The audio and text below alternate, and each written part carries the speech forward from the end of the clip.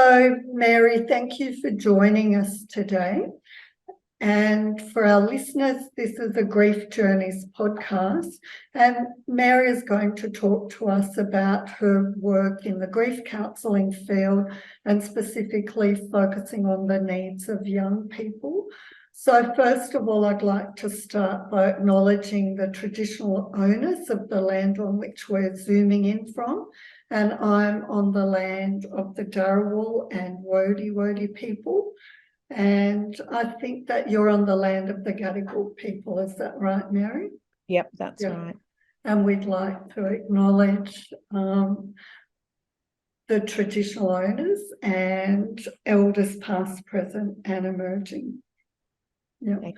Yeah. So, Mary, just start off by telling us a bit about your experience in the grief counselling field. So I suppose my beginning experience was 21 years ago now, where I worked in a palliative care unit as a social worker in the community team and hospital team. And following that, obviously, I lectured at the university, but I then had in the last 20 years, a 10-year stint working with adolescents. And so in that group of people, there was a lot of rural families included, and including Aboriginal families that had a very diverse range of grief. And I suppose just acknowledging that often we just think grief is the death of a person, but it can be so many different losses that we experience. So in that work, in fact, I'd say so much of it was around loss, actually, even though it sort of presented as anxiety or trauma or even depression. And then in the last 8 years, I've been working predominantly back in the palliative care space. So for a while with dementia, and then I worked as manager of a bereavement counselling service, and now I'm working in as a bereavement counsellor at an adolescent hospice. So again, working really around death, dying, and because it's adolescents, with families who have not only young people dying, but their siblings experiencing their long-term illnesses. Wow. So that's a wealth of experience, and I look forward to hearing what you've got to say today. So also tell me about your doctorate and where you're up to with that. So my doctorate is really to provide parents with a resource, which is a book called A Supportive Guide to Parenting Through Grief. And the goal of the book really is around, there's a lot of information about the impact of loss and grief on adolescents, but there's not really a lot on just really simple skills around if you're parenting through it, what are some, say, communication skills or just even some understanding of attachment that can just help you feel more resourced as a parent. So the book kind of has two parts. One part is what may be some helpful reflections, questions, and thoughts for your life as a parent, to just help you get to a place where you can offer more safety and connection for the kids you love in your family, or the people you support. And then the other part is just really, I suppose, being aware as a parent and as a counsellor and social worker, that there are a whole range of skills that we learn through our training that just translate so beautifully to the home and family that we're not taught when we're growing up. So that really relies on the osmosis of having people who parent you in effective ways. And often that's not the case. So, simple skills like validation or how to have non-violent communication, resolve conflict, they're things we learn. And I was just really aware so many parents don't learn those. So that's the focus. It's kind of to meet that. It is a gap, I think, in that there is information around for families about how to, say, do rituals and what are normal reactions to grief, but it's not about the everyday when you're living with it. How do you manage anger? How do you manage people? The grief reactions. Yeah, the grief reactions and how to communicate in ways that just offer more connection to our families. Well, I think that sounds so useful and practical and immediately applicable, and that is what people want in grief.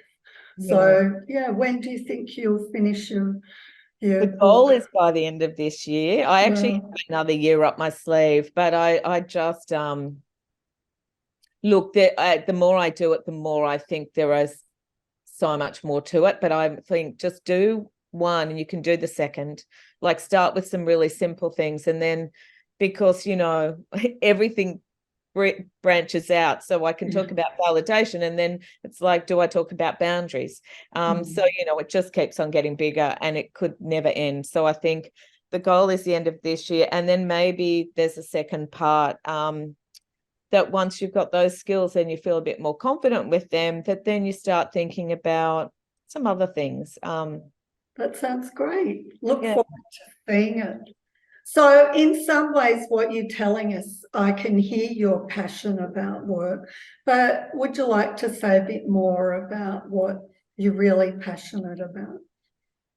So I suppose there's a couple of areas. One is I'm very passionate about the fact that grief is pathologized, and especially in young people. And so, whereas before, I think we have had some generosity around the range of emotional responses that we had just generally in life, actually, not just to grief, we've now got a very medical model approach to why and how people behave the way or think the way they think. So one is to try and normalize grief. Another is I suppose I'm really aware of the vulnerability of especially teenagers, in that the way, they're at such a vulnerable developmental phase of their lives. And so they have a lot of dysregulation normally, which is normal. Yeah. But when you add to that grief, their behaviors nearly always punished and disciplined and demonized and vilified, to be honest. We use a lot of language with adolescents that we wouldn't tolerate for any other population group. I mean, we're the most conservative we've ever been with language, except with adolescents. And so we actually have authors that even, Princess Bitchface, use that language in writing about teenage girls. And That's terrible, isn't it? Yeah. you have to think, how do we allow that? So I suppose the other thing I'm really aware of is that there's a massive cohort of young people who are disciplined in schools and expelled from schools, that probably, if we put them all together, pretty much every single one of them would have a grief story. And it's just a real failure systemically of how we support young people who are struggling. Yeah. And so I think we do it much better with mental health these days for high anxiety, but grief and trauma, we're still appalling. Yeah. So that's such a good critique, and I think so true. And many people listening to this will resonate with that. And so, what do you think parents need to know then when they're supporting kids? They may be in trouble at school, or they're, fine at home. What do you think those kids need? I mean, I just was in a conversation with someone on the phone before I started this, so it's funny. And that was actually a friend, not a client, but it was the same conversation. And it was about, and I think my book kind of models it, is starting with the parent knowing who they are and knowing what they need and what resources they need to be able to then be in a position, which is hard when you're going through grief, to offer connection to your children. Because, as mammals, that is just like, it's just the bottom of Maslow. It's like the beginning, food, shelter, clothing, connection, safety, attachment. And I really acknowledge that in a family, that's a big ask when there's a significant loss, grief, or death. But that parent may be, or if they're really not able, making sure that someone else is able. It may be an aunt, a grandparent, it may be a counsellor, but really trying to create one safe place of connection. And we know with attachment, it only has to be 70% of the time. It doesn't have to be 100. So we're all going to have 30% of crappy. And that's human. But and we're going to have some days where we're 100 and some were 30 probably, but aiming to try and be that safe person for their person, or allowing their child to have a safe person. So, and that's where schools potentially can offer safety when the family really is in so much flux that maybe that's really hard to find. But yeah, so I would think starting there is really important before you go to the skills. The skills are lovely, but if you and that's its own journey. So, for parents getting their own support. Yeah, that's so important to be able to be there for somebody else. Now, you mentioned before about how grief is often really misdiagnosed as anxiety or depression. And I wonder what emotional literacy parents need about grief or schools need. Yeah. So, I mean, I do this exercise at work where I say, write normal and abnormal reactions to grief on a board, and everybody has a massive list. And then I rub out the line in the middle and I say, there is no such thing. All of this is normal. So first of all, normalizing, even if you don't like what you're seeing, behaviors. But one of the things I suppose I talk about with emotional literacy is trying to raise it in the child. So you might, there's a couple of ways you can do it. I used to use koala cards that have lots of feeling faces at the dinner table to just encourage kids to increase their language from good, bad day. How was your day? Good, bad. It's like, pick a feelings card. I actually remember using one with a client and she was like, no, I've made this decision. I'm going to go for a run when I get home and I'm going to get fit. And she picked up a feeling card and it was this kangaroo that was slumped in a chair. And I was like, how's that kangaroo going to go for a run? That's so funny. So we can have a real mismatch between what we're feeling and so, but it might be if you see a really angry outburst from a child, which is a really normal, typical grief reaction. To say you still want to have healthy boundaries in families. So, don't hurt yourself, don't hurt others, and don't hurt the furniture are really 3 staples. But you might say something like, hey, back to those 3, I don't want that. But I'm just wondering, are you okay? You're feeling bad? Is stuff coming up? Or do you want to talk about it? And even if they go, no, I'm not, no, I just hate you, you've allowed them to see that behavior might have a connection to grief. And that helps them see a match. Oh, yeah. So, for an adult, for example, even in me, I might start to do a bit more work. And I might say to myself, are you trying to avoid your grief by working late tonight? And I'm like, oh, that's interesting. So creating your own emotional literacy, what do you do when you're really sad? And how do you try and manage it, but also avoid it? And will it help to kind of be in it a bit more or be supported while you can be in it? Because sometimes that's a hard thing with grief, is having someone to be with you in it. Yeah, people feel so lonely in their grief, don't they? Absolutely. And so again, with teenagers or young people, it's exactly the same, being with it, but not in a way that fixes or comments or judges or assesses. It's just that, if you think, what do I want myself? What kind of girlfriends or friend is helpful at the shops if I bump into someone, it's just someone who goes, yeah, I get it. I see you, I hear you, I get you. That's what they're looking for too. They don't necessarily need us to fix it. In fact, most young people would say to me that makes them feel like they shouldn't have had it. Yeah, that's right.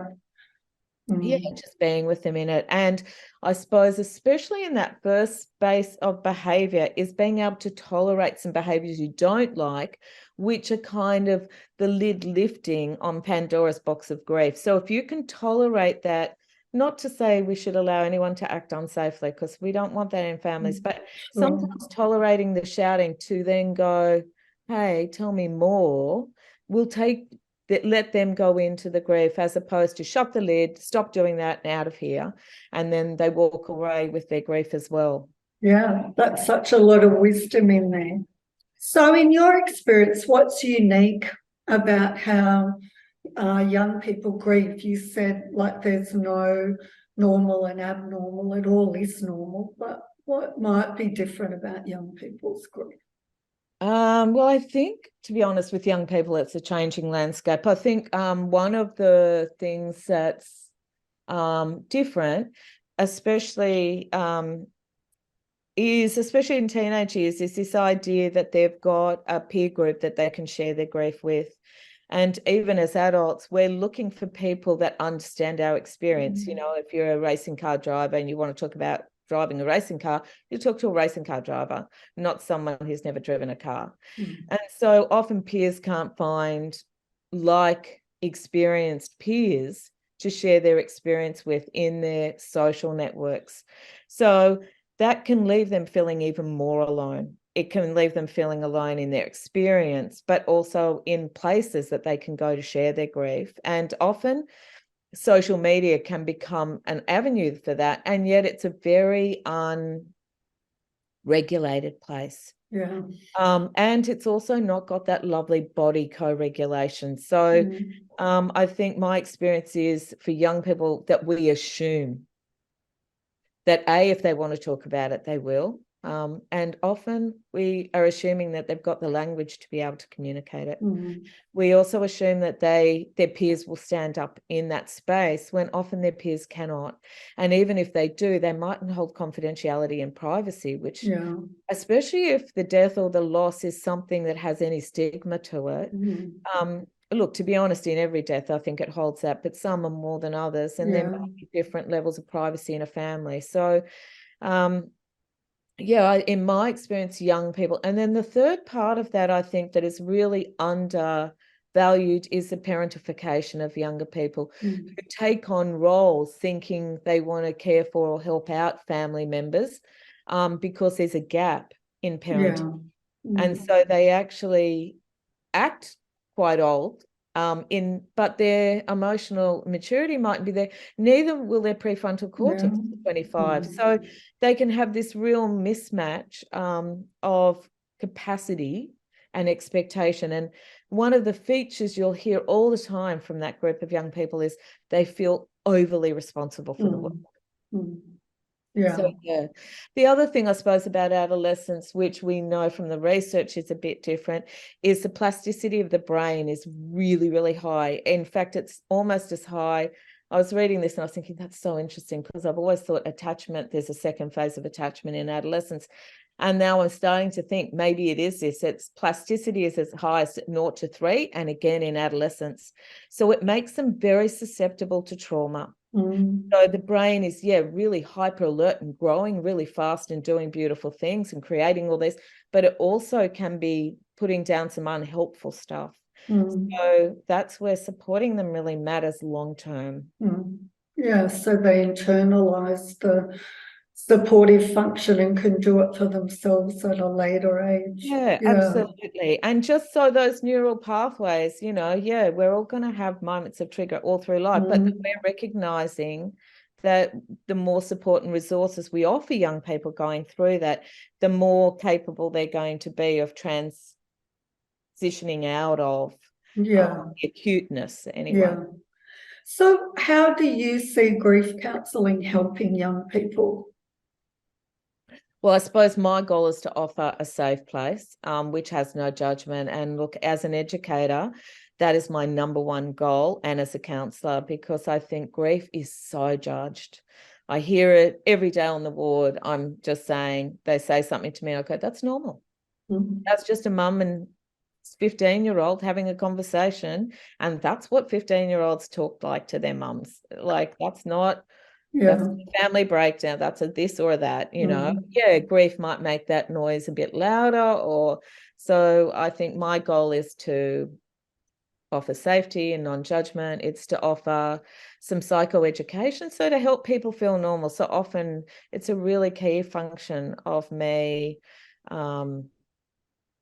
helping in the world where they hear lots of different, auntie goes, why are you doing that? And, I can't believe you're still doing that. Or she's never cried. I don't know what's wrong with her. I can normalize all that. The other thing we can do is create really nice creative ways of doing it. So lots of young people do not want to sit and talk for an hour.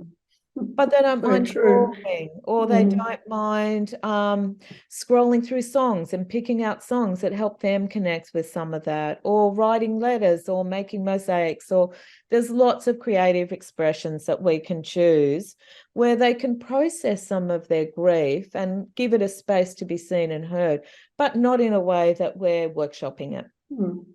So but what I'll say is, for young people, it's up to them to determine too when they feel ready and safe enough to do that. And I really respect that. And even in a family, you might have a couple of children that do it like, yeah, I want to do it, or no, or I sort of, and then another one might wait a couple of years. And what we know is that that's often waiting for a bit more emotional safety of, I think I can manage these big feelings now, depending on how they kind of, in the past, we used to just, I think, really focus on grief work as, exposure, kind of going to it and telling it. But now we know it often holds a lot of trauma. So it's, well, let's just do that when people are ready and feel safe enough.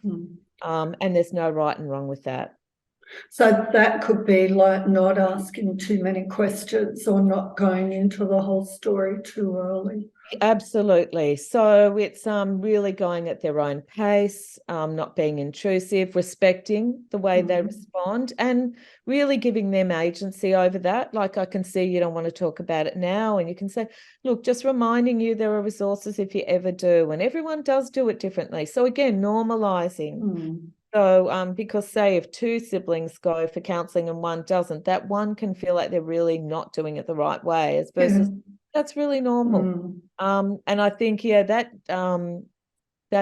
not asking questions is also so important for school communities to have, the trauma informed, which is, safety, collaboration, trustworthy, empowerment, those kind of really fundamentals around the conversations of at your pace, at your time, in your way, and not being intrusive. So we know that safety includes, and as a counsellor, I have a lot of discussions about this, because we have, initial assessment packages that ask a lot of questions potentially. And I'm like, what do we need to know versus what do we want to know?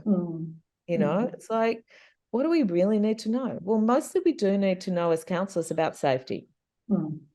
Sure. But, after that, like, what do we really need to know? And can we know that when people are ready and feel like they want to share that? And especially in grief, it's such a public experience that really respecting people's right to privacy. I always say, is this front page news or a journal entry? This is a journal entry. We want to honor it as a journal entry. And yet, if there's a death in a family and even the rituals are very public, sometimes it feels like a journal entry that's front page news. And it's like this really difficult experience of, so much about me that I haven't chosen for you to know. So as a counsellor, I really want to respect that. And so I suppose that can be another role of me, even educating schools. So, if I'm seeing a young person telling, helping them communicate to the school or communicating on their behalf, these are some things that would be supportive in this environment. And yeah, that sounds great. So can you say a bit more about what is helpful and unhelpful in counselling young people? So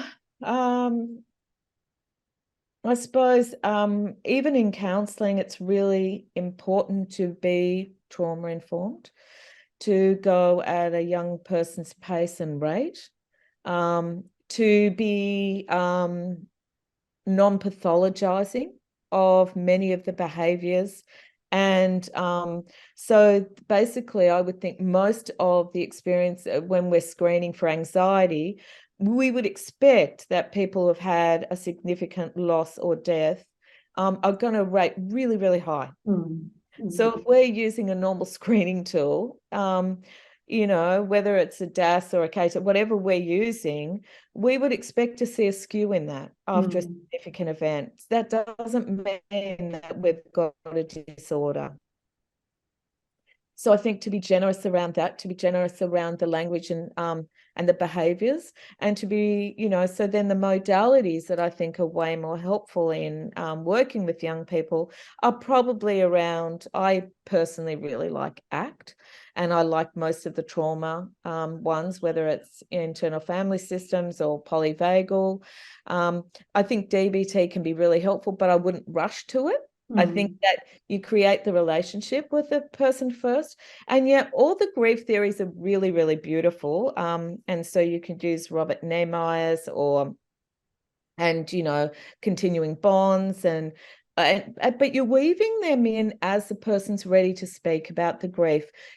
I personally think it's really important to help them feel safe first. Yeah, sure. And to feel confident, they feel safe environmentally and internally with feeling big feelings or connecting. There's not just, yes, the goal of grief work is to get to grief, but only when they're ready. It's not at their pace. absolutely. Yeah. And it's not so less helpful probably initially, I think, is CBT, because it's assuming the prefrontal cortex is on board and doing what you want it to do. And in grief, it's really normal for that to be not on board all of the time. And in fact, that's another thing for adolescents to notice is concentration will be hard. Well, it is for everyone, but when you're learning at school, it's going to be difficult, and memory retention, all of that is normal when the amygdala is really active and the limbic system is doing its thing. So just giving people the time and space to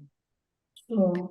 yeah. So in that, do you think that there's that gender plays a part in expression of grief and loss?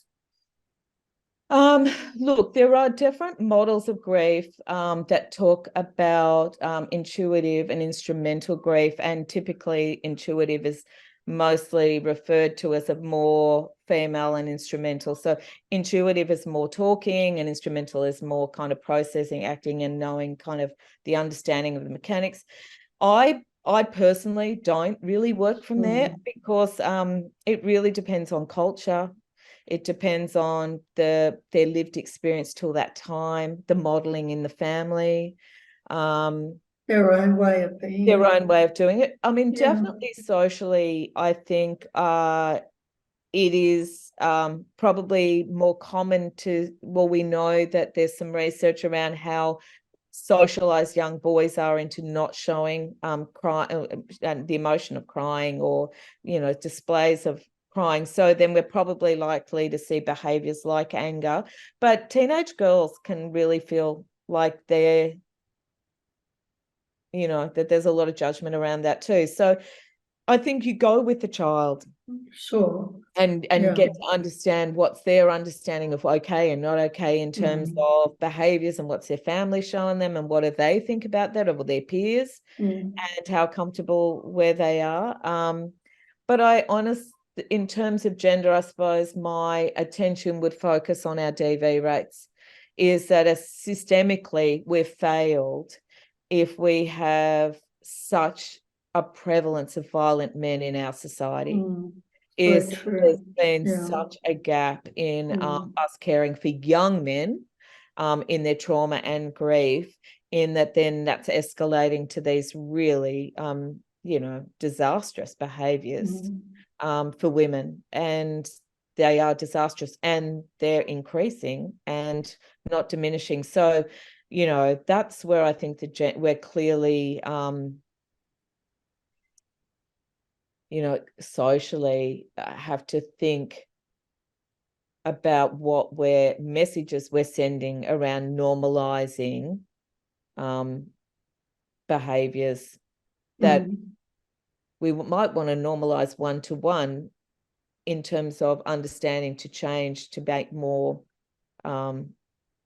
value-based, so more in line with how people want to behave. But yeah, I think if we resourced young people earlier, we'd hopefully see less violence as a society. Yeah, that's such a good comment. And I guess the importance you give to safety, you can see why that is, like the need to make sure the young person is in a safe place as well. Yeah. Yeah, and I think it's actually being totally left off. And I understand as a feminist that, you know, the focus is on women being safe too, but we're not asking why why are men doing this? Like, Yeah. and Mm. you know, like what are we doing as a society that, and Mm. how are we supporting men through the lifespan so they're in the Mm. best position of being men who honor and value and respect women? Mm. So true. So that's a big subject. We could have a I whole know other we won't, podcast on but that. yeah, we could. Yeah. So how can schools, what part can schools play with young people who are experiencing loss? Look, I think initially well, well, first of all, I think that they can start by psycho-aware, by teaching young people about in the whole program in terms of PDHPE, you know, as how we're developing, also what's normal reactions to loss and grief, and Yeah. having lots more conversations. I mean, there were programs in schools around seasons, and seasons for growth, and I think there's some lovely connections that can be created in small groups where people come together and talk about their loss and grief. I think the other thing schools can do is really resource parents around understanding. So often parents mightn't be able to source or find good information on loss and grief in the community, but if schools did info sessions, parents would be like, oh, maybe I can pop into that. Grandma died, or the dog died, or her brother died. Like, you know, they really are a hub of information if they want to be. And then obviously they can offer supportive counselling. Again, if it's not pathologized, so I'd like their staff to be really well trained, because counsellors can do harm. I'm going to say that. And we want those counsellors to be trauma informed and grief aware, and to know grief theory, and to be less likely to jump on the anxiety and depression bandwagon too quickly. And then I think obviously any psycho ed for teachers that stop them judging, fixing, labeling, or giving their homemade advice, which is just ever present. You know, I've got a good idea for you, Mum, you should do this. It's like, well, like, that's lovely, but is that based on what your nana taught you, or is it based on what we know as people who work in this field? Because some of that advice has, I think, caused a lot of families confusion and distress. So the more the narrative in the school can be homogenous, that families are getting the same kind of support, that's non-intrusive, that's empowering, that all those things back, that's safe, that's collaborative, but giving them great education and support, I think that could be really helpful. That sounds great. And I look forward to seeing schools play a bigger part in grief. Yeah. So is there anything you'd like to add about models of grief counselling, and anything that, like you just spoke about quite a few, but is there anything to finish up that you'd like to speak about? No, I suppose just as a worker, a counsellor, trying to be have a nice big toolkit that's not just a talking therapy. I think that actually is really important for everyone in loss and grief, but it is really important for this age group. And it also practices like mindfulness and like, or any of the somatic work, even if the language changes a bit, because people can be very over the word mindful, but we can use music. And often people use music to become mindful. And we can use whatever exercise young people are using to just connect with their bodies. And so I think the bigger your toolkit, the better. I think the more creative, the better. And that's where schools, we're just doing an art exhibition at the moment for Palliative Care Week I'm doing, where young people are invited to create expressions of grief in ceramics, poetry, artwork. We're going to exhibit it at the hospice. So I think the interplay back to schools, but I won't trip over there. But even visiting hospitals and that can be a really nice way of or people coming in and sharing their stories, like really trying to normalize it. Because actually I feel like even in my 21 years of in this field, it's removed even further in 2023 than ever before from, like, it's been really sanitized. But, you know, we have cold beds now. We can keep people on cold beds at home for 5 days after they've died. You know, bringing them into school, showing people what a cold bed can do, showing them what we can do with death rituals. But in therapeutically, yeah, the bigger the better. So the more options young people have, collages, poetry, the more we interweave that into the whole school system, but even into therapy. I think obviously the whole trauma cachet of interventions is beautifully interwoven into grief therapy. So I would really recommend that someone have a generous interplay between both schools of theory in that they're thinking between both spaces all the time, because mostly grief, because it blows apart your assumptions of life, it really has got that traumatic potential to it. So especially for young people with yeah, their first loss. Yeah, they need such a lot of support. yeah, absolutely. So, but even for adults, and it really is about the relationship. So we know the things that make you predisposition to a more complex, or we call it complicated, bereavement or grief, are things like it being traumatic, sudden. The relationship to the person is really, really key. So basically, every time that escalates, we know, every time we add one of those features, your history of disruption and of attachment, every time we add one, we know that you're not, there's nothing wrong with you. You're just more likely to find that death more difficult, because that's normal reaction when you've got those other things there. Yeah. So we want to make sure, especially with those deaths, we're really resourcing and supporting those young people to feel safe. Yeah.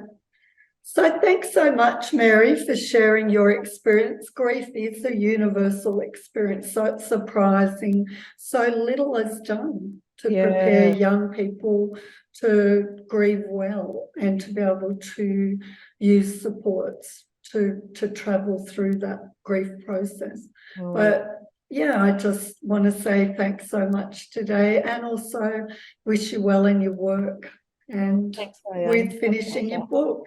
Yeah, thank you. I really appreciate it. Great. Okay. Bye-bye.